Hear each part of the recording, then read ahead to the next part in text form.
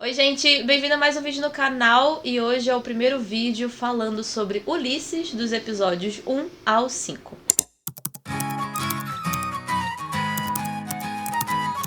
Deixa eu aproveitar essa abertura aqui e tem um último texto postado pela Margarete no grupo do Telegram que ela fala assim, ó: vou deixar aqui um pouco do meu parecer sobre a leitura do Ulisses. Até o momento eu revirei, li várias vezes a mesma frase e tudo o que encontrei foi que existe uma complexidade enorme em cada linha escrita. Pensei em abandonar, mas o próprio livro não deixa, ou será minha teimosia? Eu não sei dizer. Entendo algumas coisas? Sim, mas não tenho nem como fazer perguntas naquelas que não consegui entender. Me apeguei até o momento e com certeza até o final nas partes que Bloom nos salva com seus modos divertidos. Ela pensou em parar de ler, mas o livro não deixou. Bom, Valeu, Margarete. Vai, faz o teste então, falando junto. Falando junto o quê? Falando junto pra ver como é que tá o microfone. Como é que está o microfone? O microfone Ninguém está vai bem. responder no caso. Microfone, câmbio. Não olha pra lá, pai. Você tem que olhar pra cá. Cara. Tem que olhar pra cá. Eu tô olhando pra mim. Esquece você. eu tô- São eles. Ah lá, tá rindo da gente, Bruno. Tá rindo lá, ó. É que tá gravando. E agora, o que eu faço? Agora o que eu faço? Eu vou tem que fazer voltar, a pergunta pra você. Tinha que Fala me preparar. tanto. Tem que gravar. Vamos gravar. Tem que gravar comigo. Tem que aparecer.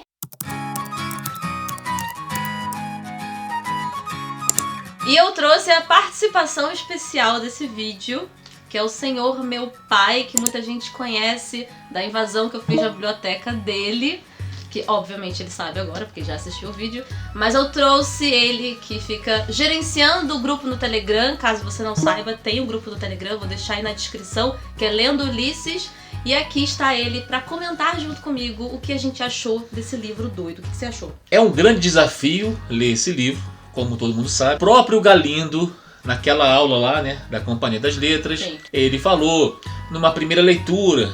O que é interessante? É interessante você fazer uma leitura sem se preocupar muito em descobrir as referências culturais, filosóficas, religiosas. Só ler.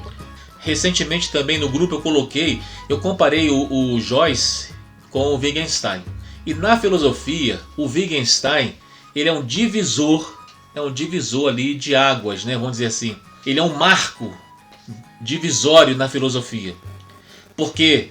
Porque ele é um marco divisório. Porque ele fez algo que nenhum outro filósofo tinha feito antes. E ele descobriu algo que, de certa forma, pegaria toda a filosofia que existe e enquadraria ela num tema específico, numa habilidade específica. Joyce, o que ele fez? Ele é um cara de uma cultura imensa, uma cultura muito vasta. Ele consegue trazê-la pro grotesco, vou usar o termo que o Galindo usa. Por exemplo, né, a Odisseia. A Odisseia, ela trata de um herói. Pô, e o Leopold Bloom não é um herói. Nós temos que dominar o sistema. Eu acho que está na introdução.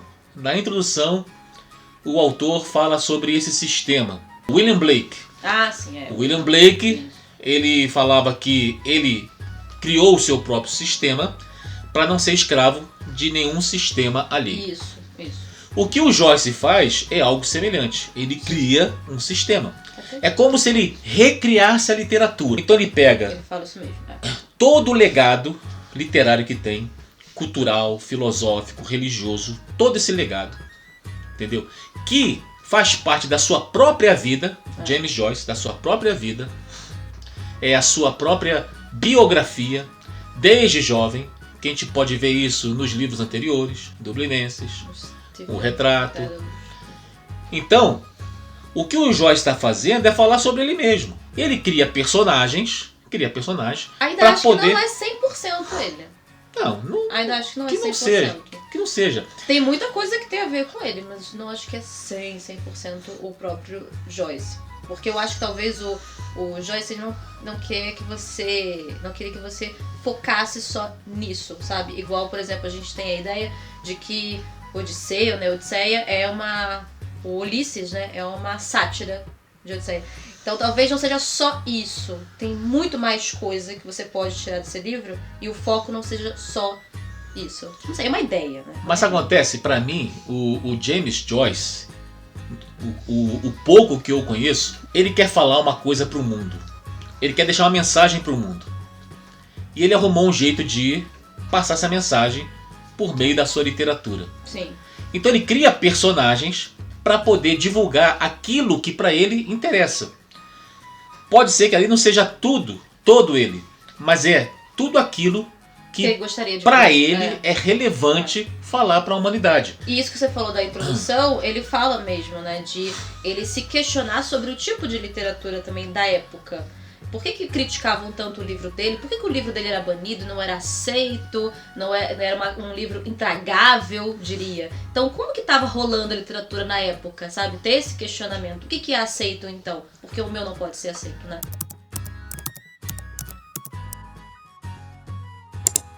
Mas falando sobre a técnica de escrita do Ulisses, né, que ele usa o fluxo de consciência, que todo mundo vê, o monólogo interior, que vai ser muito visto por Stephen lá em Proteu, que é o episódio 3, que é de fato a barreira da história. Todo mundo tem muita dificuldade com essa parte.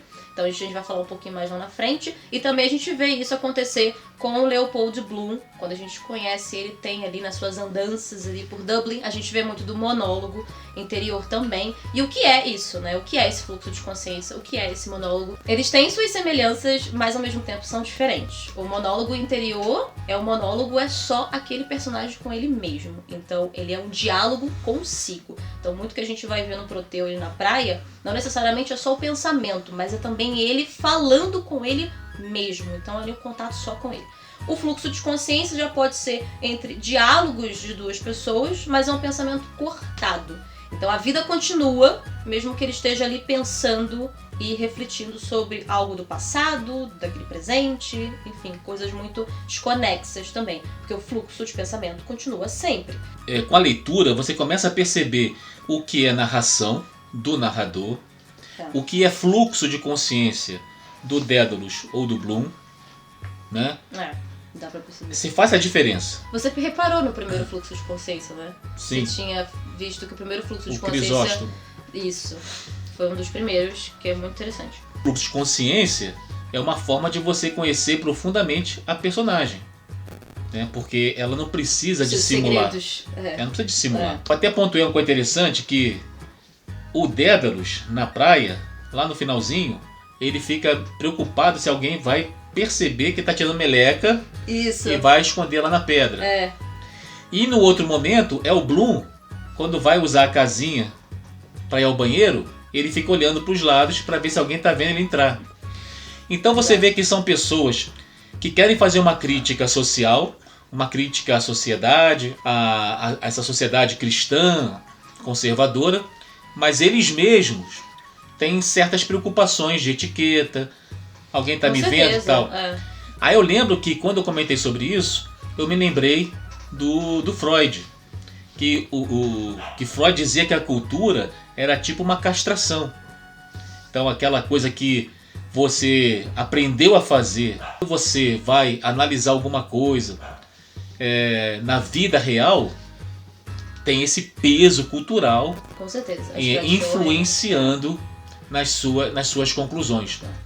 Então, como sair dessa, né? Aí agora é um questionamento para além da leitura. Como fugir dessa castração? E como ter certeza de que quando você chega a alguma conclusão, a tua opinião, as nossas certezas e dúvidas, como ter certeza quando você vai fazer um julgamento, fazer uma avaliação, se aquilo não é fruto de uma cultura, de uma época. Olha como é que é complexo, fica complexo o pensamento. É uma coisa que eu faço como treino. Um dia eu acordei, eu estou falando verdade, isso aconteceu mesmo. Um dia eu acordei, eu sempre acordo assim, porque eu gosto também muito de escrever contos rápidos. Um dia eu acordei com um conto todo pronto. Um continho pronto.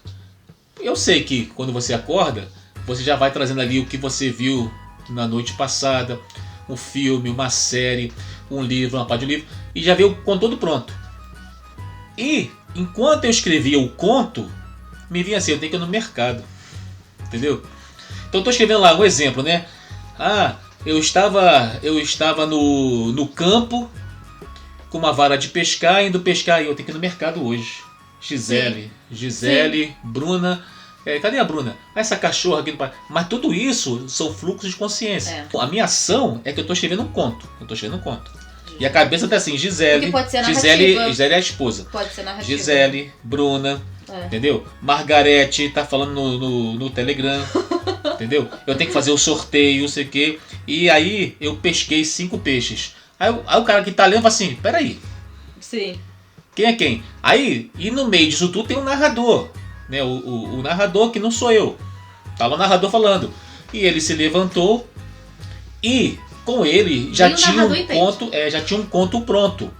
Nisso o narrador se cala e entra o meu fluxo. Então o homem estava caminhando pelo campo. Aí você... O que está acontecendo aí? Sim. Entendeu? Sim. O homem caminhando pelo campo indo pescar. Gisele, Bruna, mercado, cachorra, o carro tem que botar gasolina. Daí ele foi tomar o café, aí volta o narrador. Então aí, essa é uma reinvenção da literatura.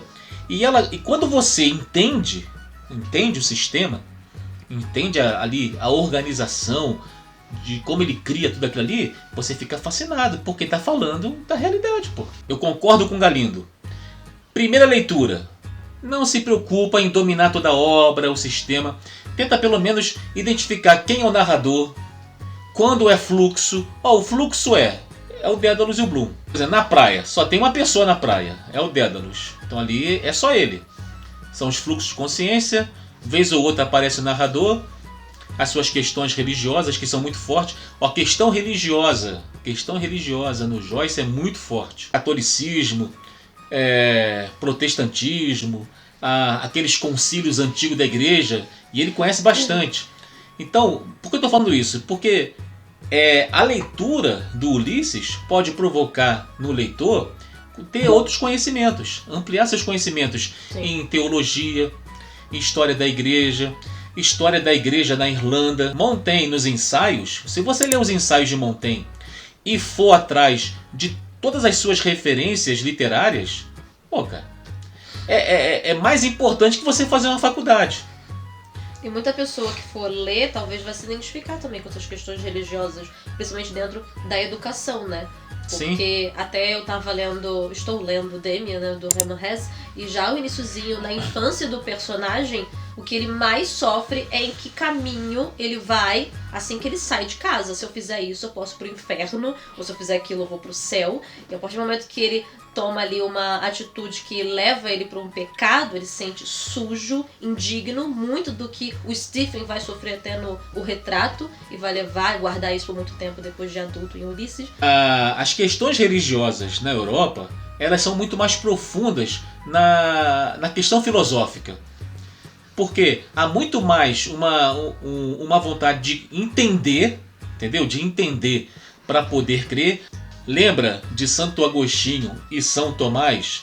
Santo Agostinho dizia o seguinte: primeiro eu tenho que acreditar, tenho que crer, para depois compreender. E São Tomás fazia o inverso. Não, primeiro eu quero entender para poder crer. Então, a igreja latina é mais agostiniana. A igreja europeia, ela é mais tomista. Então, há uma preocupação em compreender aquilo. O que eu quero dizer com isso? Você pega um jovem europeu, alemão, inglês, qualquer francês, e coloca numa escola católica, jesuíta, principalmente no final do século XIX, início do século XX, e ele ali recebendo toda essa massificação religiosa, mas não só religião, mas também vindo filosofia, antropologia, outras ciências junto, porque é uma coisa cultural na Europa. O ensino religioso não só vem só com religião, não é só Bíblia, né? Mas também essas outras áreas de estudo, né? Para dar o suporte ao entendimento. faz com que a criança, o adolescente, o jovem Se frustre. porque ele começa a compreender melhor. Bem, não é bem assim. É por isso que na Europa a questão mágica da religião é menor. Existe lá os místicos, claro. Existe os religiosos mais conservadores.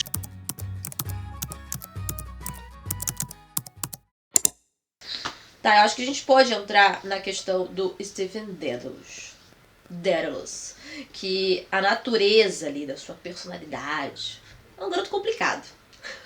E a gente pode trazer muitas referências a outros autores, a outras personalidades e principalmente a vida do James Joyce. Como eu disse, não acho que seja 100% da vida dele, muita coisa que aconteceu até em O Retrato do Artista quando jovem.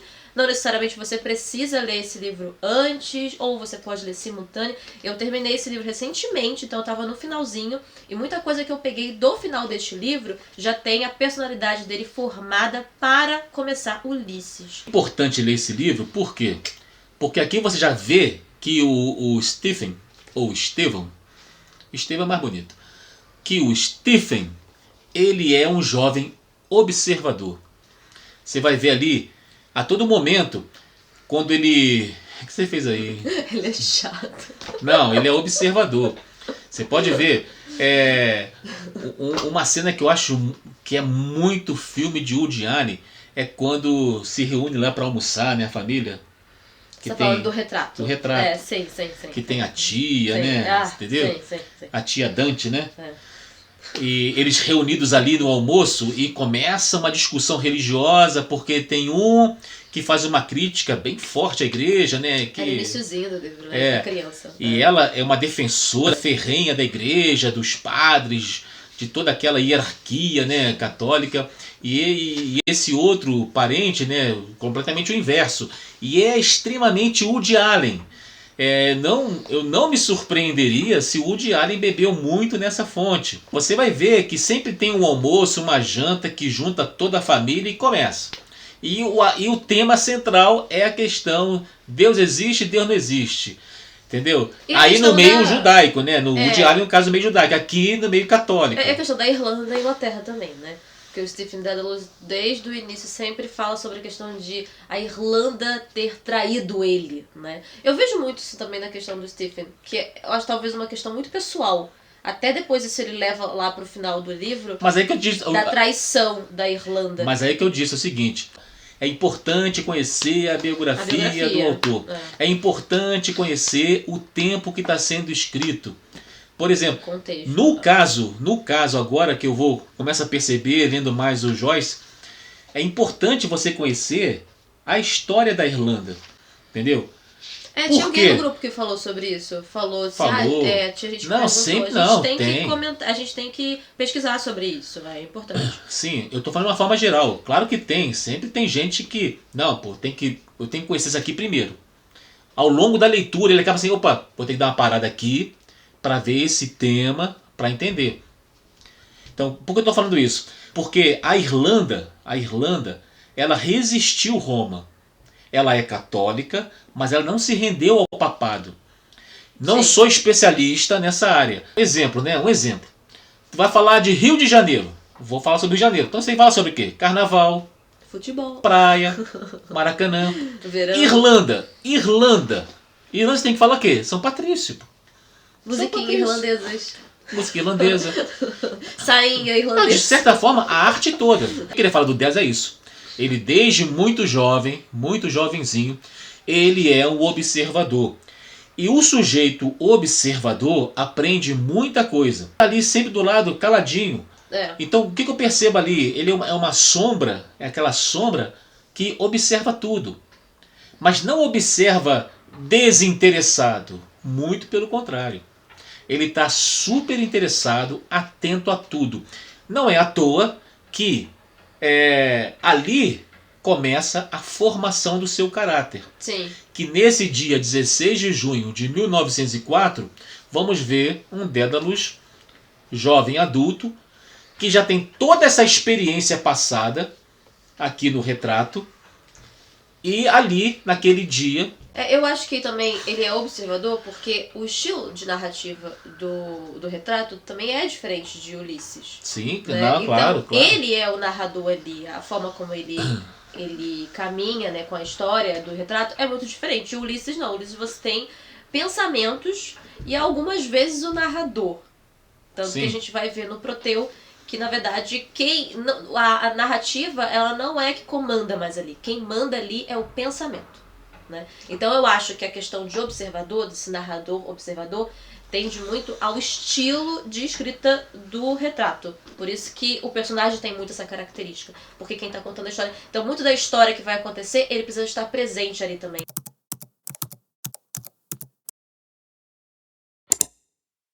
Agora a gente vai falar um pouco do primeiro episódio, caminhando para o segundo episódio. Então a gente vai olhando o livro aqui, né, desde o iniciozinho, e tentar trazer mais ou menos o que a gente entendeu, e principalmente do episódio mais difícil, que é o 3. A gente não é nenhum especialista aqui, então não vamos trazer muitos aprofundamentos, então é mais as nossas percepções, e quem sabe ajudar vocês, aqueles que não estão entendendo tanto, e obviamente você que entendeu de uma forma diferente, deixa aí que os comentários estão rolando simultâneo com o vídeo, caso você esteja vendo esse vídeo na estreia. Então comentem, acrescentem coisas também que a gente vai depois respondendo todo mundo. Então o episódio 1 tem o primeiro nome, que é Telêmaco, e Telêmaco, para quem não sabe, é o filho de Odisseu, que a gente conhece também como Ulisses, que vai em busca de seu pai, que foi pra guerra.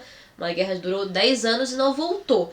E ele ainda mata os pretendentes da sua mãe, a Penélope, porque, enfim, o rei não voltou, então ela teria que casar de novo. Mas então fica nessa busca pelo pai, e isso aí é uma coisa que vai ser muito importante também para a personalidade do Stephen. É uma coisa de Telêmaco, um pouco de Hamlet.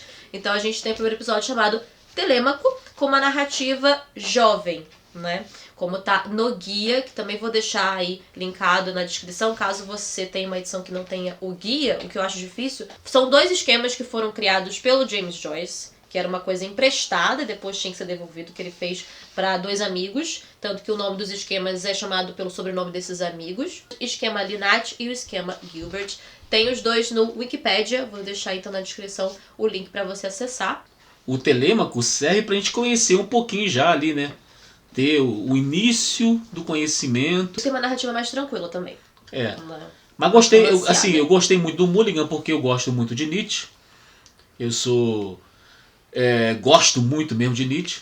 E o Mulligan tá ali explicitamente, né? Usando o Zaratustra. Então um cara que zomba muito porque... Piadista. É É o piadista do fundão da escola. É, Fica no fundão da escola só fazendo piada, fazendo as graças. Que tem uma referência com uma pessoa real, né? O Buck. Não, sim, tem. É o Gogurt. Gogurt, que era um amigo do James Joyce, né? Que também Que estudava... foi um verdadeiro herói, né? É. Salvou gente de afogamento, que negócio todo. Você Então, Joyce... sabe por que ele chama ele de Quint? Esqueci. Eu ainda não sei. Se você sabe, responde pra gente. Esqueci. Porque o Buck, ele chama... Na verdade, o Buck chama o Stephen de várias coisas, né? Ele chama ele de bardo e alguma outra coisa, algum adjetivo horrível. Até o James Joyce, ele também comenta, o Richard Ellman, que é o biógrafo do James Joyce, fala que ele sofreu muito bullying na escola, igual o Stephen também sofreu. E eu sinto que o Buck faz uns bullying com ele, né, também. Mas eu não sei o porquê do apelido Quint. Não sei se tem alguma... Eu até pesquisei, mas não achei. Então, mas é o que o Galindo fala. Não se preocupa muito em saber tudo. Mas eu quero saber. Tudo bem, tudo bem. Assim, não quer dizer que quem queira saber tudo na primeira leitura, que não vai fazer, não. Faz. Só que é um livro... Não é um livro de uma leitura. É. E detalhe, na primeira leitura não tem como saber tudo. Os caras especialistas ainda estão estudando a obra. A obra está aberta. Entendeu? E é bem possível que não acabe, pô. O Mulligan, ele faz aquela sátira com a religião, porque para mim aquilo ali simboliza já um cansaço, sabe? É um cansaço desse ritualismo, né? dessa moral religiosa. E olha que eu não quero dizer apenas da moral religiosa cristã, não é? É de toda e qualquer religião, é de todo e qualquer pensamento. E essa é a minha impressão, pelo amor de Deus. Cada um tem a sua. Mas há um esgotamento já no século XX, ali na segunda década, um esgotamento de levar tudo isso a sério. Há uma crítica muito pesada à religião, no caso da obra, a religião cristã, obviamente. Mas faz o seguinte, assim, ó, o problema, na verdade, não é a religião, mas é porque as pessoas creem. Se as pessoas não acreditassem naquilo, não haveria problema. Então as pessoas realmente acreditam. É claro que nós não somos só ciência e razão, nós também somos emoção, entendeu? Existe área humana que a ciência não consegue funcionar. Depende muito da maneira como a pessoa acredita também, né? Sim. Da maneira que ela acredita pode ser ou fanática, Só que essa crença, ela cria uma cultura, ela cria uma civilização e nem sempre acaba resultando em algo bom. E também cada um lida de uma forma, porque, por exemplo, o Stephen também tá cansado e o que ele faz? Ele vai pro exílio. No final, pode ser spoiler isso? Pode ser, mas enfim, só pra falar. Na clássica não tem spoiler. No final de O Retrato, ele vai pra Paris. Então ele vai se exilar e ele fala muito isso até pro amigo Lynch. Ele, nos diálogos falando sobre a arte, ele dá um de Oscar Wilde ali no momento, e ele vai se exilar e ele fala que ele é uma pessoa assim, que ele não vai sair por aí lutando, cheio de rebeldia. Ele prefere se exilar no interior dele, então ele vai pra Paris. O que faz ele retornar por conta da morte da mãe dele. Né? Mas olha só um pontinho aqui. Então, eu tô falando assim, do estilo que a pessoa lida. Não, mas isso que você falou. O Buck já lida diferente. Mas eu acho isso aí uma coisa muito mais relevante do que a rebeldia. Porque você vai se rebelar, e quando você se rebela, vamos dizer que você passa... razão, né? Não, assim, você passa a trilhar um caminho ideológico que é só mais uma outra fantasia. Sim, porque eu vejo que há um desencantamento do mundo. Um desencantamento.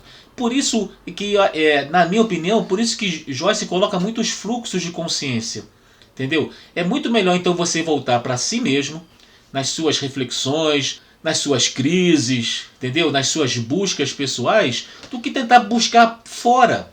É como se essa etapa da existência da humanidade passou, é pueril. O episódio 1 começa na torre, eu queria até falar um pouco sobre isso, que a torre Martello, que ela foi uma torre de guerra mesmo, que foi criada na época das guerras napoleônicas, que nunca foi usada. Só foi uma das torres criadas. Tem até uma brincadeira que o Buck fala, que ele associa a torre com algo fálico. Não sei se você lembra disso. Sim. Que ele... Tipo Pão de Açúcar no Rio. Exatamente. E ele faz uma associação, eu esqueci o nome, o termo que ele usa, eu vou colocar aí, que é de Delfos, que era uma pedra mesmo, que também tinha essa mesma... Enfim, são coisas ali, referências que ele vai colocando nos diálogos dele com o Hines, que o Hines é esse hóspede, que no caso o Buck, que mora junto com o Stephen, estão recebendo esse hóspede, que é uma história real também. O Joyce ficou hospedado nessa torre, hospedados em torno de 6 noites, mais ou menos, e eles recebem essa pessoa, que vai ser referência então para a criação do Hines, que é esse menino inglês, que o Stephen tem muita birra, principalmente por ele ser o cara que representaria o Império Britânico. Mas ao longo do episódio ele vê que não é tão ruim assim. Que o Hines ele é até muito legal. O Hines quer conhecer mais o Stephen, quer conversar sobre Hamlet com ele. Já no início, então, a gente vê o Buck tá fazendo a barba dele. O Stephen vai lá, sobe, né? Até tem a questão do espelho, que ele fala da arte irlandesa, que é o espelho quebrado da criada. O que você achou disso? Você entendeu mais ou menos ali o que poderia ser? Não sei se a gente vai ter a resposta certa, né? Mas talvez o criada seja referente ao Stephen ou à Irlanda? Mas a Irlanda não, né? Porque a gente consegue perceber isso. É pesquisando que você vai.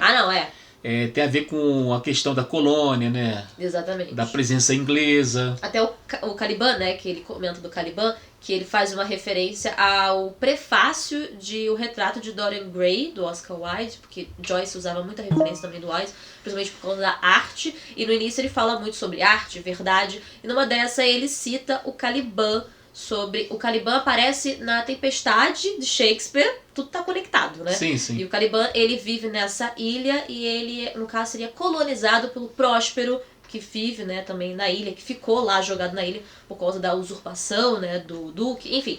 Mas ele fala muito sobre a questão dele se olhar no espelho. Em muitos momentos no início do episódio você vai ver essa referência com o espelho e com o Caliban, que o melhor é ele não olhar para o espelho, para ele não ver a sua verdadeira face. Com a senhora que vai levar o leite lá no café, que o Stephen Hines, né? tem...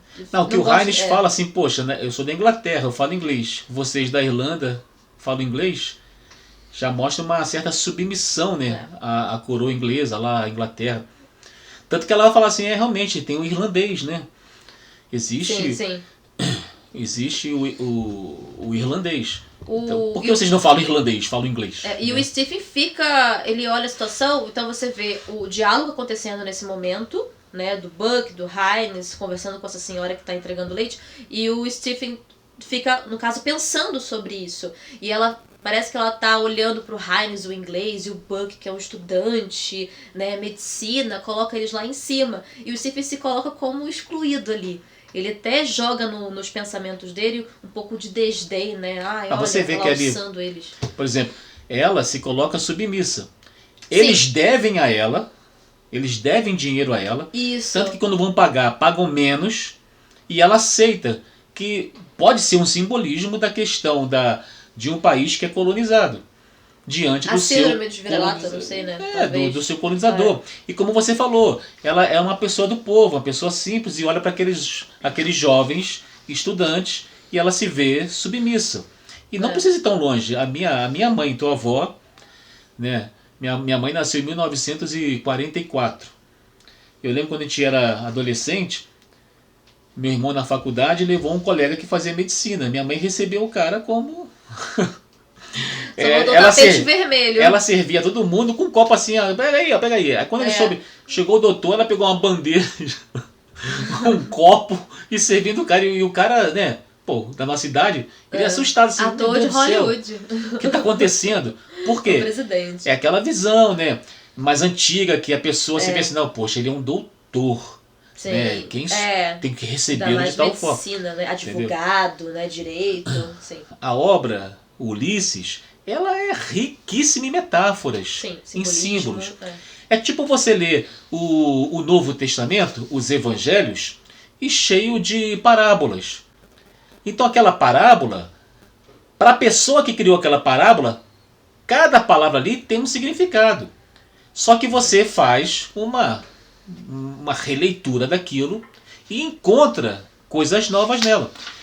Você pode fazer a mesma coisa com Ulisses. Você não é obrigado a compreender ou usar aquelas referências como Joyce usou. Você pode ampliar isso. E muito também do que se fala no primeiro episódio é sobre a morte da mãe. E a gente vê o Buck fazendo várias piadinhas quanto a isso. E o Stephen vai lá tirar satisfação com o Buck sobre uma questão que aconteceu, enfim. Mas não sobre a mãe dele, mas sobre ele, né? Sobre a questão dele, enfim. E tem uma cena, que é logo depois que o Hines chama pelo Buck, o Buck desce, né, pra eles tomarem um café. Tem uma cena que ele olha pro mar, porque ele tá lá na torre, né, então ele tem uma visão do mar, fala muito sobre a cor verde, né, que essa cena que fala talata significa mar. A cor verde lembrou até o próprio vômito de sua mãe, então isso aí já é um fluxo de consciência. No momento que a mãe estava doente, né, que a mãe dele... E aí ela começa a vomitar, e a cor do vômito fez ele pensar assim que ele olha pro mar.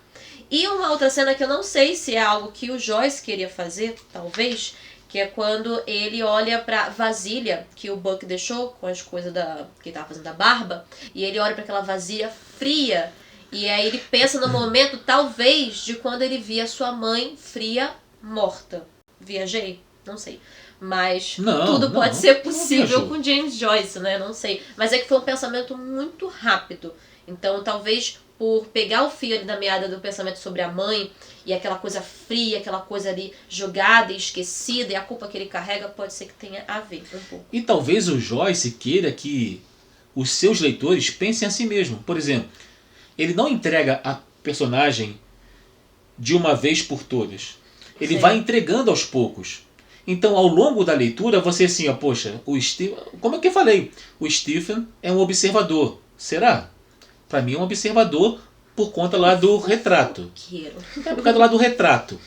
Que ele tem aquela experiência direta com a família, com os amigos. Então, assim, está observando e está aprendendo. Entendeu? Mas isso é um traço da sua personalidade. Sim. É um pouquinho só do Stephen que o Joyce me deu, pelo menos. Entendeu? E talvez ele queira isso mesmo, que ao longo da obra você vai conhecendo melhor a personagem. Por que o Steve ele tem a questão da culpa pela morte da mãe? É porque ele não conseguiu fazer o desejo dela, né? Que era de rezar. Que isso é acusação do Buck. Porque o Mas Buck o acusa nunca... disso e o Stephen fica irado. Tá. Mas ainda assim, ele carrega muito isso com ele.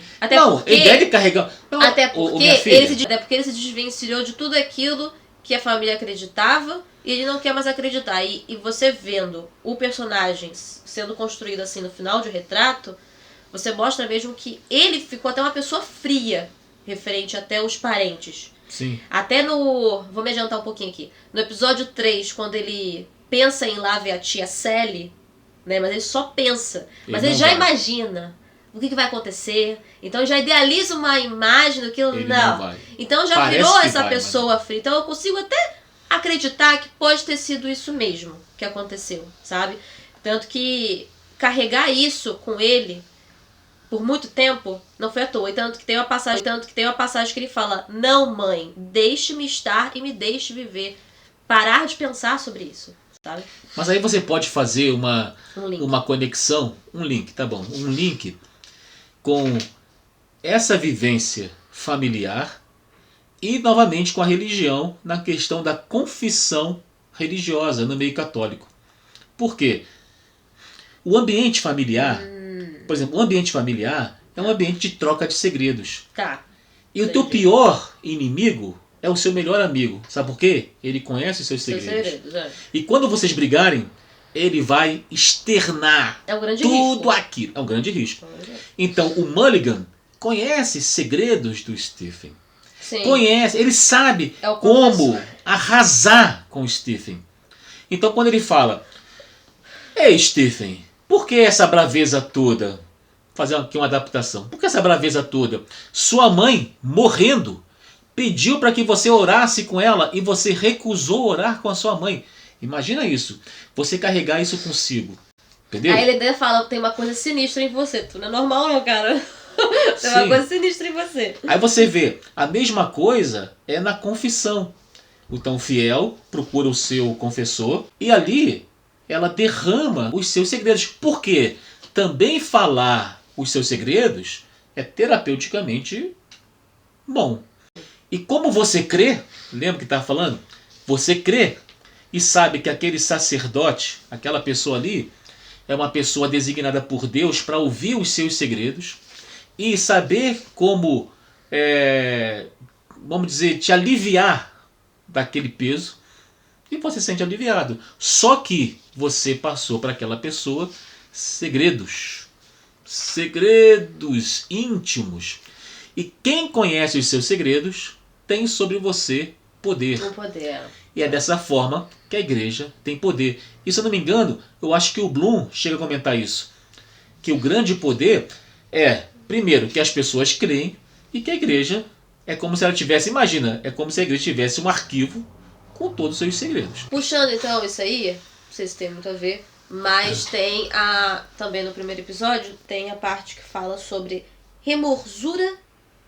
Lembra disso? Remorsura do intelecto. Eita. Que seria o significado de remorso da consciência. Era o momento que eles estão falando de banho, de banhar-se. Sim. E o Stephen, ele fala muito que a remorsura do intelecto é consciência e, no entanto, uma mancha. Então, o banho, no que eu entendi aqui na narrativa, é... Limparia. Exatamente. O banho vai tirar essa, talvez, tudo aquilo que você acha de impuro, que você quer esconder. E mesmo você limpando a sua consciência, tem uma mancha ali. Eu achei isso muito interessante. Porque ele fica zoando o Stephen que não toma banho. Há muito tempo ele não toma banho. Sim, o Buck fala isso, né? Pro Hines. E aí ele fala remorsura do intelecto. Eu achei isso interessante. Ele chama de bardo imundo. O bardo imundo. O bardo imundo. Mas você vê, é uma obra cheia de simbolismos. Tem muito simbolismo. E a vida real é cheia de simbolismo. E se você realmente lê sem esses textos de apoio, talvez você possa achar uma coisa confusa ou outra. Mas ainda o episódio 1 não é tão confuso quanto você vai encontrar aí pela frente. Não é. Fico me perguntando. sobre esse nome, né? A gente tem então Estevão, que é Stephen, a gente tem Dédalus, que é o Dédalo, que na história é o que criou o labirinto e aprisionou o Minotauro, e o Dédalo era pai. Ele era pai de Ícaro, que fez lá aquelas asas, ele chegou muito perto do sol, que derreteu de cera, né, se não me engano, o menino caiu e morreu.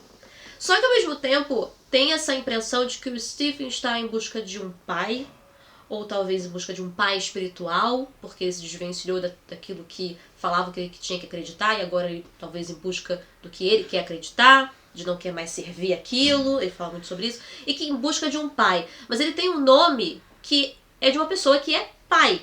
Então será que ele é o pai? Não está em busca de um pai?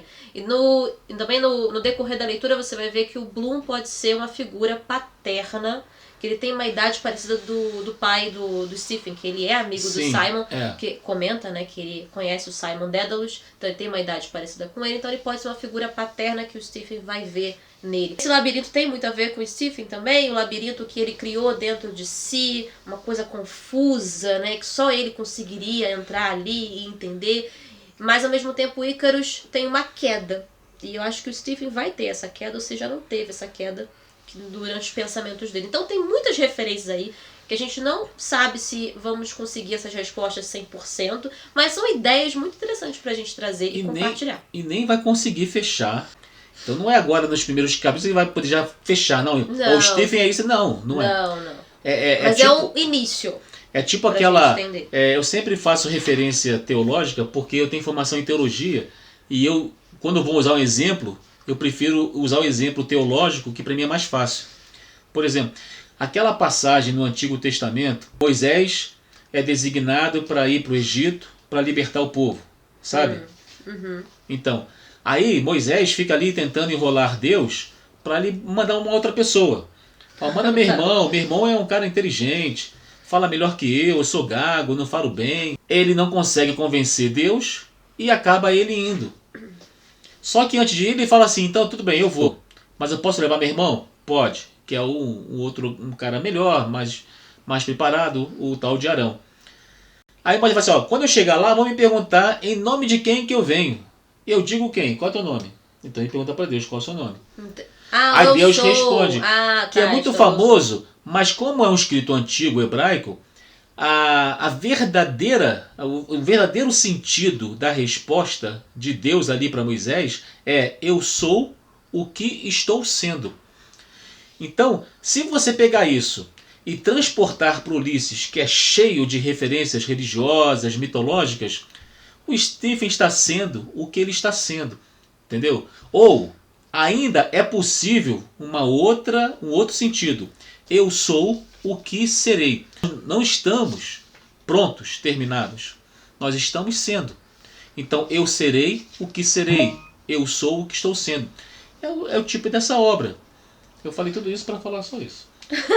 Que se você tentar entender quem é o Stephen por completo, Stephen é muito no primeiro capítulo, eu já sei quem é Stephen. O Stephen é muito Já sei quem é o Stephen. Stephen é um arrombado, eu tive que falar isso, eu não aguento. Eu não vi muita coisa pra tirar do Nestor, assim, porque o Nestor é a escola, ele é o professor, então, tá dando aula, e muito do que ele tá passando ali também ele lembra da sua infância, né? Lembra no momento que ele também tava na escola, o que tá no retrato também, ele lembra. Só que depois vem aquele diálogo com Dizzy, que ele tem um diálogo com esse cara que coloca a Inglaterra lá em cima, né? E fala muito bem da Inglaterra, fala também dos judeus, traz ali algumas coisas meio antissemitas. Tem muito antissemitismo na obra, né? Muito. O Nestor ele tem um enigma que o Stephen solta sobre a raposa. Sim, que a raposa enterrando a avó embaixo de um azevinho, né? Talvez seja isso, mas a raposa pode ser ele e a avó pode ser a mãe dele. Tudo que tem a ver com morte eu associo à mãe do Stephen. Mas pra fazer isso mesmo. E aí depois, posteriormente, ele fala de novo sobre esse enigma, falando sobre a raposa, né? Cavando, enfim. Depois vocês colocam aí o que vocês acharam desse diálogo, né, com o Dizzy, porque, pelo que eu entendi, parece que o Stephen estava indo receber o pagamento dele. Ele ia tratar alguma coisa com ele, né? E nessa eles conversaram. Parece que no Reino Unido o pagamento é semanal, né? Eu acho que já desde muito tempo, né? Tá. A gente já pode então ir pro episódio 3. Você tá animado? Como é que você tá? Pode ir, pô. A gente então entra pro episódio 3, que é Proteu. A questão de ser um capítulo, né? Um episódio muito difícil. Porque é uma coisa que eu queria comentar aqui. Como eu disse no início, narrativa com monólogo interior são coisas bem diferentes. Então a gente vê o monólogo sendo aquele diálogo, né? Então, com o personagem, ele mesmo. E a narrativa é ou uma segunda pessoa ali que está vendo a cena, ou também pode ser o personagem, mas a forma como começa não é o narrador que começa. É o monólogo que começa. Começa com aquela frase muito famosa, né? Que é inelutável modalidade do visível. Isso já começa com ou é um monólogo ou não é. Porque isso não é narrativa. Isso aqui não é uma narrativa. A narrativa começa depois desse parágrafo, quando ele fala Stephen fechou os olhos. Aí tudo bem, isso a gente tem uma narrativa ali em terceira pessoa, que a gente não sabe quem é, pode ser o próprio Joyce, enfim, né? Mas o episódio ele começa com um monólogo. Por que é tão estranho a gente ler isso? Por que ao longo desse texto, desse episódio, tem palavras, por exemplo, chapéu acaba com chape, não termina?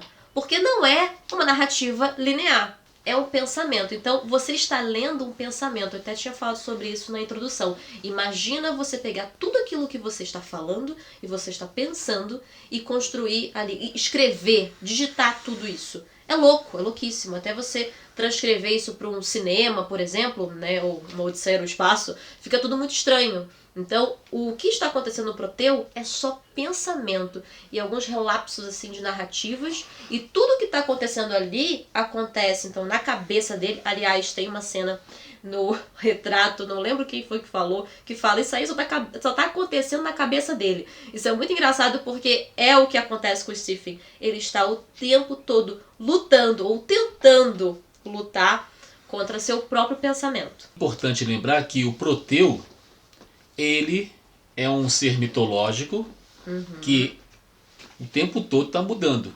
Ele passa por várias metamorfoses. Então pode ter também alguma coisa a ver aí. Isso. Agora, essa primeira fala do Stephen, monólogo que seja, tem a ver com a filosofia, né? Porque ele vai falar mais à frente, não vou me recordar aqui do termo correto. Até no retrato ele fala também. Mas esse início de monólogo, ele se refere ao seguinte, que os nossos sentidos captam o mundo, mas captam o mundo real. Entendeu? É igual olhar no espelho. Não necessariamente quando você olha pro espelho, aquele reflexo é de fato você, o que a gente enxerga. Faz sentido? Não, sim. É porque nós captamos o mundo pelos sentidos. E você pode ver, por exemplo, se nós dois víssemos um fenômeno, eu teria uma impressão, você teria outra. Exatamente. E quem está com a razão? Aí volta de novo aquelas conclusões, as nossas certezas, que a gente fala que nossas crenças, A é A, B é B. Contexto da obra. A partir do momento que não temos mais certeza de nada, acabamos de sair de uma guerra mundial, quando no momento é o último dia, aquele é o último dia da vida, é o presente. Então Joyce está no presente e ele fala, com tudo isso que nós construímos, tudo se resumiu numa guerra mundial, todas aquelas nossas certezas, nossas descobertas, as religiões, a ciência, tudo isso, para que serviu? Se tudo se reduziu numa grande guerra. E detalhe, viria uma outra ainda, né? No retrato, ele comenta sobre isso. O Stephen está conversando com o Lynch, que é uma passagem que eu não sei se era para ter graça, mas achei engraçado. Que o Lynch toda hora fica esperando o Stephen falar alguma coisa inteligente sobre a arte, sobre a verdade, sobre a estética, enfim. E ele parece que está entendendo, não sei se está entendendo, mas ele fala sobre isso, que tem a ver com o inelutável, né? Que é o que é audível é apresentado no tempo e o que é visível é apresentado no espaço. Mas temporal ou espacial, a imagem estética primeiro é apreendida luminosamente como autodelimitada e autocontida contra o imensurável pano de fundo de espaço. que lembra um pouco isso que a gente está falando. Do Sim. que a gente aprende, não necessariamente é o que a gente O que eu está discordei, acontecendo. o que eu discordei do Galindo é que ele faz referência a uma outra filosofia aí nessa parte que você acabou de ler. Para mim, isso tem muito mais a ver com Kant. Que Kant vai falar, o conhecimento se dá pela experiência, né? Sim, Tinha essa sim, ideia. sim, é. Não. O conhecimento já existe antes da experiência. Tem toda essa questão. E Kant vem e fala que não é nenhuma nem outra. E Kant também é um divisor, é um marco ali, né, de divisão. Então ele vai falar que a única coisa que o ser humano traz em si é a noção de tempo e espaço. Entendeu? E é justamente por conta dessa noção que já nós trazemos conosco, do tempo e espaço, que nos capacita a entender o mundo. Que sem elas, nós não conseguiríamos entender o mundo. Para mim, tem a ver com a questão de como conhecer o mundo.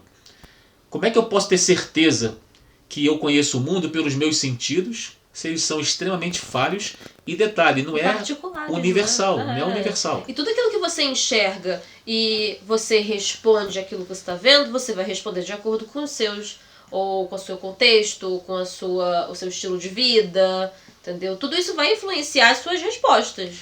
Você tá falando disso tudo por causa de uma única frase. Sim, não, é por causa de toda a obra. Tá partindo também da frase do que a obra provoca o isso. É como a Margarete falou, que eu li aqui. Eu pensei em parar de ler, mas o livro não deixa. Sim. Então ele provoca. Olha só, eu sei que tá difícil, mas você vai parar? Em algum momento do fluxo de consciência do Dédalus ou do Bloom, o monólogo, que seja, você vai se identificar ali. É como se você mesmo estivesse falando. E eu tenho certeza que ao longo da leitura, você dominando cada vez mais o sistema, vamos dizer assim, o sistema criado por Joyce, a coisa vai acontecendo, você vai entendendo. A gente colocou agora uma luz porque eu percebi que estava ficando escuro, está muito nublado lá fora, então tá bem frio, do jeito que a gente gosta, né? Estamos aqui só nos corre, né, para poder deixar um ambiente melhor para gravação. Mas, então, um conselho que eu dou para quem está chegando no Proteu, ou quem está um pouco atrasado ainda não chegou no Proteu, ou quem vai ler, enfim, ou quem leu e não entendeu nada. Tenta olhar dessa forma, desse monólogo, do pensamento. Você está lendo um pensamento. E se colocar no lugar do personagem também, de você como um ser pensante e imagina uma pessoa tentando entender o que passa. Às vezes acontece isso muito comigo, e com certeza já aconteceu com você também, das coisas que estão presas no nosso subconsciente, né? Então, às vezes, algum gatilho, aquela coisa bem prustiana, né? Um cheiro, algo que você sente ali no momento, te leva para um lugar nada a ver do seu passado e que estava ali perdido na memória. Então, pode acontecer isso também. Então, ele está totalmente fluindo a cada momento. Então, é a maneira que você tem que ler o Proteu. E também, uma coisa que eu achei interessante, o Stephen, parece que o Stephen está atuando, porque ele é um artista. Né? O Stephen é um artista. É um artista. E parece que tudo que ele faz, ele atua. Então ele leva pra coisas épicas, heresia, ele se coloca no lugar dessa pessoa. Tem uma cena que eu acho que é com o Lynch também, no retrato, que ele olha pro Lynch, né, pra essa pessoa que adora a Inglaterra e que se coloca também submisso. Poxa, não seja assim, Stephen. Para de achar que a Irlanda traiu você, sabe? Ele olha pra ele de cima pra baixo como se ele fosse muito pedante, um superior, sabe? E é algo que talvez o Ulisses... É algo que talvez o Stephen e o Ulisses, ele vai tentar moldar um pouco isso, ou não vai conseguir. Essas lembranças do retrato ele traz muito no Ulisses, principalmente. Porque talvez é algo que ele está tentando lutar contra, sabe? Então tem a mãe, tem as birras da família, tem as lembranças das atitudes que ele teve em um retrato, o exílio dele, essas questões na Irlanda, na Inglaterra. Então acho que por isso que é o inelutável, né? Daquilo que ele apreende da vida, do que ele tá vendo, e se de fato é aquilo mesmo que ele tá achando. Ou, por exemplo, a opinião dele sobre o Heinz. Ele vê que no fundo não era bem isso que ele pensou. Talvez ele não seja tão ruim assim, né? Mesmo ele achando que sim. É só uma ideia que eu passo pra você de como você pode tratar essa obra. Você lembrou aqui, no início do Proteus, inelutável modalidade do visível. Por que inelutável? Porque, olha só, os olhos, eles só funcionam daquela forma. Ele tem um modo de funcionar. Sim. Então, é inelutável você tentar, por exemplo, usar os olhos para aquilo que ele não é capaz de ser usado. Então o que eu quero dizer com isso? Se você pegar os sentidos, o olfato também é uma inelutável modalidade do cheirar, vamos dizer assim. Se você pegar Ele fala que a tem o audição, audível também. Tem o inelutável modalidade de ouvir. Ele fala do audível apresentado no por isso, tempo. então é por isso que ele vai tentar buscar uma outra forma de conhecer o mundo.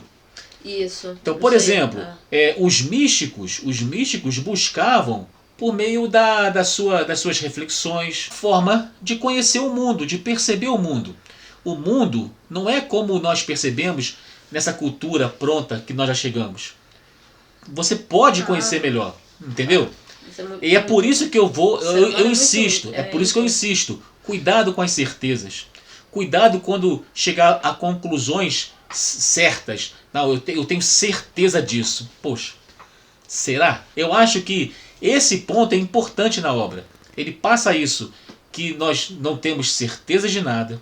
Nós estamos conhecendo as coisas. E por que ele passa isso? Porque é o que o James Joyce também está sentindo. Sim, é uma prova de uma experiência.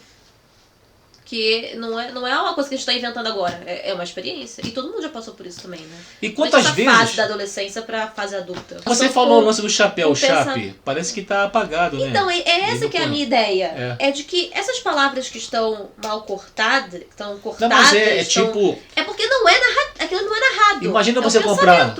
Você tem um chapéu já velho, né?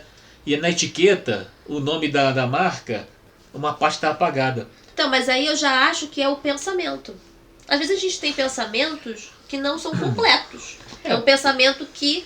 É o pensamento do pensamento do pensamento, que foi citado aqui. Eu acho que é uma coisa truncada, entendeu? Mas eu acho que em certos momentos tem que deixar o que a pessoa realmente pensa. O lance do Ario, vou falar do Ario aqui porque a Ana trouxe o lance daquela palavra imensa, que é uma aglutinação. Mas eu falei assim, você tem que... É que nem assim, quando você vai interpretar um texto, você tem que voltar no parágrafo e terminar o parágrafo, para você entender o contexto.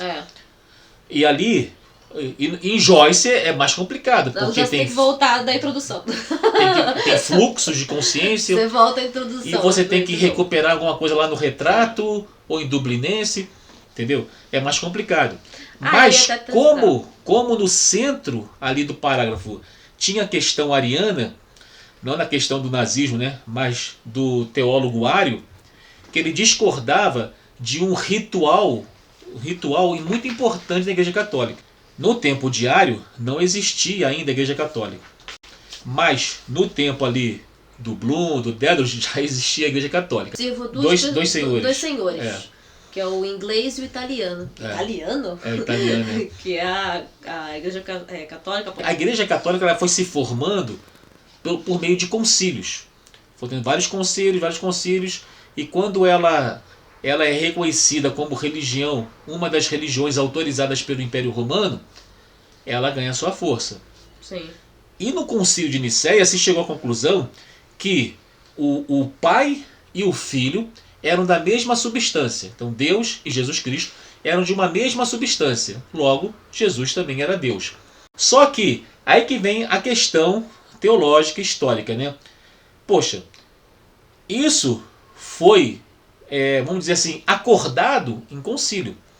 Ou seja, não era toda a cristandade daquela época que pensava assim. As pessoas que participaram de um concílio chegaram à conclusão de que Deus e Jesus eram a mesma pessoa, a mesma substância. Então, na Eucaristia da Igreja Católica, quando o padre abençoa o vinho e abençoa o pão, ele faz justamente isso aí. É a mesma substância. Então, o vinho se torna o sangue e a carne se torna o pão se torna a carne, né? O Bloom faz até uma sátira, né? É por isso que os canibais também gostam, né? Porque você está comendo a parte de Cristo, a carne de Cristo. E o Ario fala justamente o contrário. Ele fala que não, uma coisa é Deus, outra coisa é o seu Filho. Eles não têm a mesma substância. Deus é Deus e Jesus é Jesus. Mas o Ario está falando uma coisa que ele sempre creu. Ele não é um jovem. O Ario é um idoso, ele é um líder, ele é um bispo de uma comunidade. E assim ensinava a sua comunidade que Deus é uma coisa, Jesus é outra. No século IV. Só que o Concílio de Nicéia se tornou a ortodoxia, a palavra correta, o pensamento correto. E quem não estiver de acordo com a ortodoxia tem que ser banido. Então Ário foi convidado para se retratar, né, para explicar. Não, como é que isso, meu Imagina o cara que sempre pensou daquela forma, porque assim também foi ensinado por outros mestres dele. De repente, um concílio que agora tem o aval do Império determinou não, que Deus e Jesus é uma pessoa só. E até hoje a igreja, na sua ortodoxia, ensina que Deus e Jesus são uma pessoa só. Aí ele faz uma sátira, né? Que Ário, tipo assim, né? Vamos falar aqui no nosso português, que Ário me defenda, né? Que o meu heresiarca me defenda. Na obra também fala que os bispos, eles pegam enigmas dos evangelhos e fazem tipo um malabarismo para criar um dogma. Pega ali e bota dos interesses deles, né? Que eles acham que uma parábola aqui do bom samaritano aqui no liquidificador, né? Uma ressurreição aqui também, né? E vai botando ali. Aí bate lá. Aí sai, ó. Aqui tá o dogma. Bebe.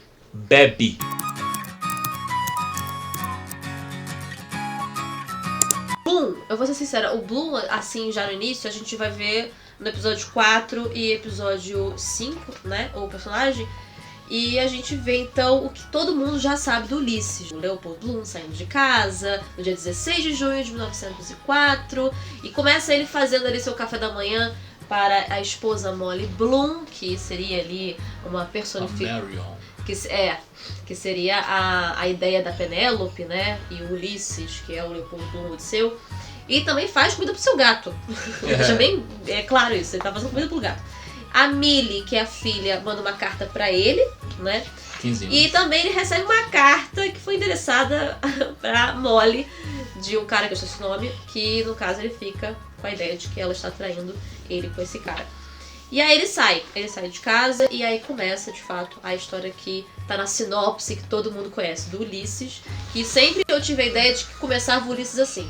Eu sempre achei... Não, mas olha só, calma. Não, pra mim pode ser o início mesmo da obra. É o início da obra. 8 horas mas também. eu digo, porque o que tá acontecendo lá na torre com o Steve Buck automaticamente está acontecendo. Tanto que ele volta pras 8 horas, isso aí.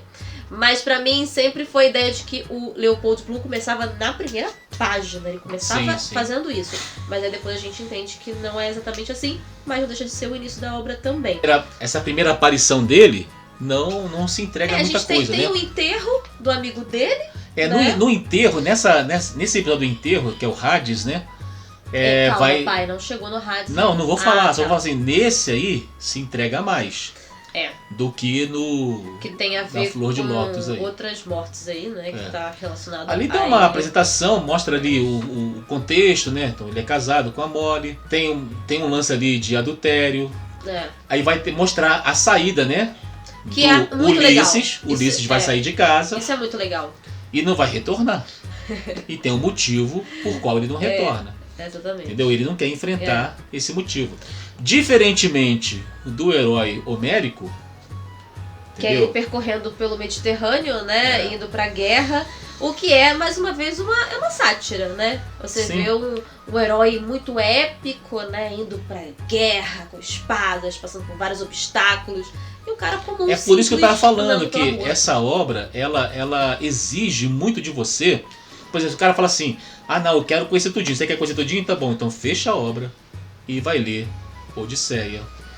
Vai ler Kant. Isso mesmo, vai ler muito da filosofia da Grécia clássica. O que a gente tava falando sobre o Galindo tem uma ideia e a gente pode ver outras pessoas, o próprio biógrafo do James Joyce. Porque eu te falei, pra mim o Galindo esqueceu de falar de Kant.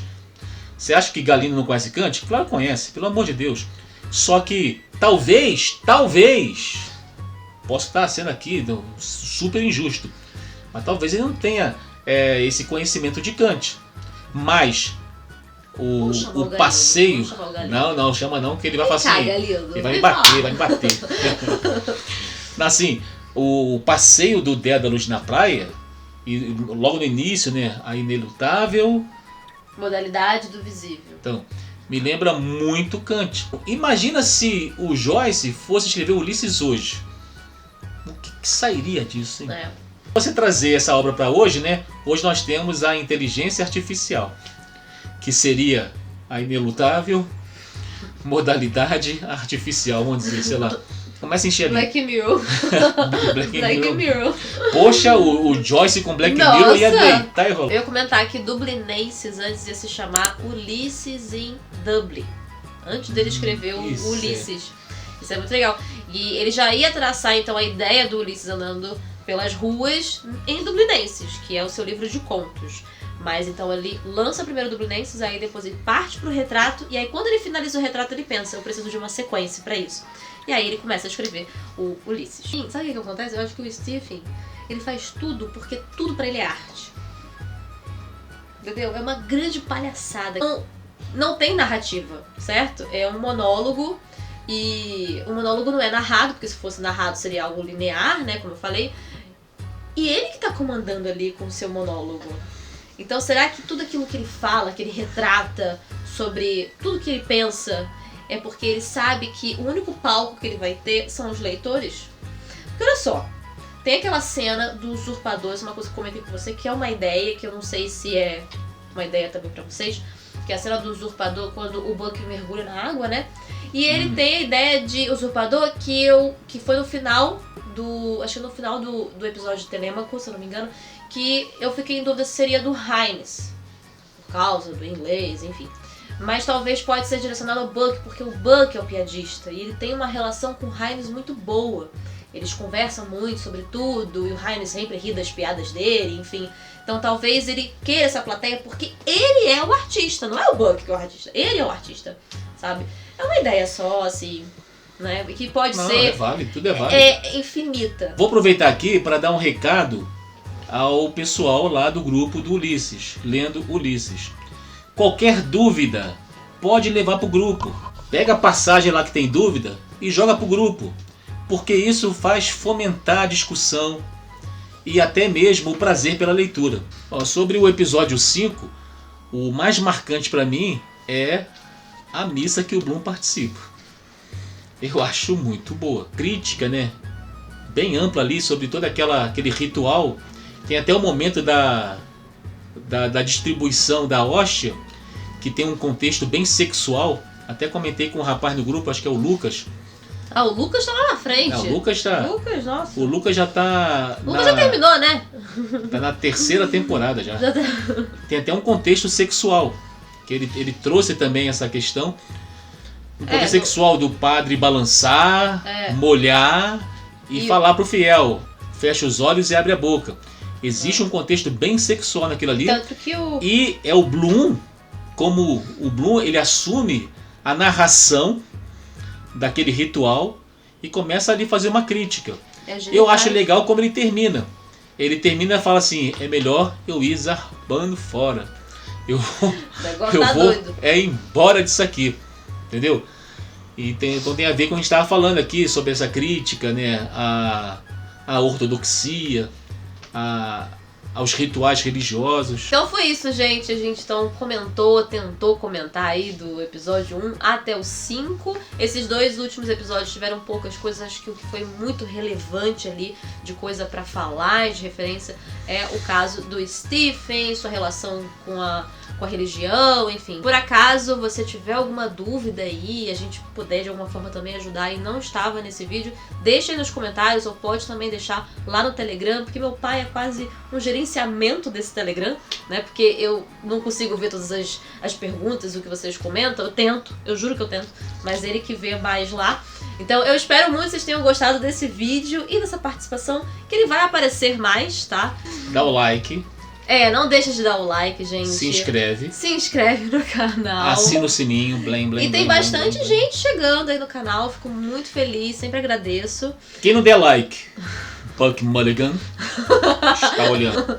Quem não se inscrever, Buck Mulligan está de olho. Ele está de olho, Quem não ativar o sininho, Buck Mulligan. Mas é isso, gente. Então não deixa de curtir, comentar. Se inscreve também no canal. Pessoal que caiu de paraquedas aqui, é a playlist do Lendo Ulisses. O primeiro vídeo, que é a introdução pra caso você também queira participar, também tá na descrição. Eu sei que essa edição aqui da Penguin que a gente tá usando, ela tá fora na Amazon, ou pelo menos tá levando 4 semanas pra chegar. Mas no site da Companhia das Letras tá com um desconto bem legal, caso você queira adquirir.